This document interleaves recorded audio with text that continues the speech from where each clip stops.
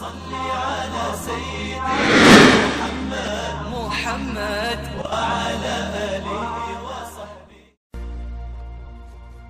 evening. The Prime Minister has been visiting a mosque in Manchester today, the first since the murder of Fusilier Lee Rigby from Middleton. Since the killing, there's been a backlash against Muslims in parts of the northwest, and some have criticised David Cameron for not speaking out more. Here's our political editor, Arif Ansari.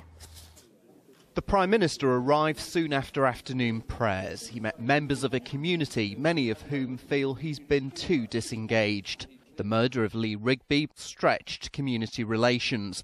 In Bolton, one man had his car vandalised outside a mosque.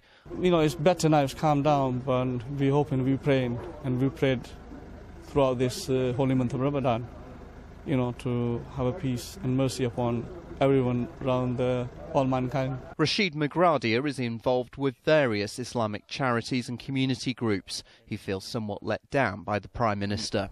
The murder of Lee Rigby, how much of an impact did that have on community relations? It had a huge impact.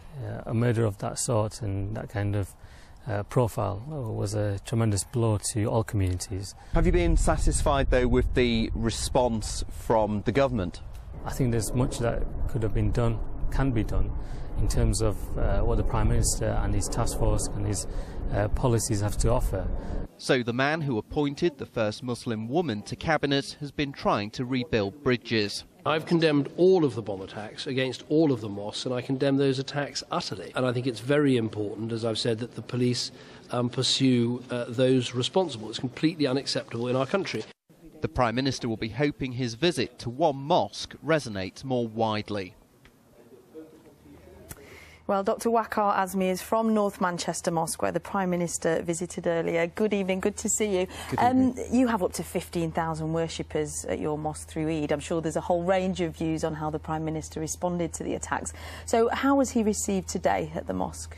Well, the mosque is one of the largest centres in Europe, and the Prime Minister was welcomed. You know, he was very well received, and everybody there, young and old, were delighted that he was there.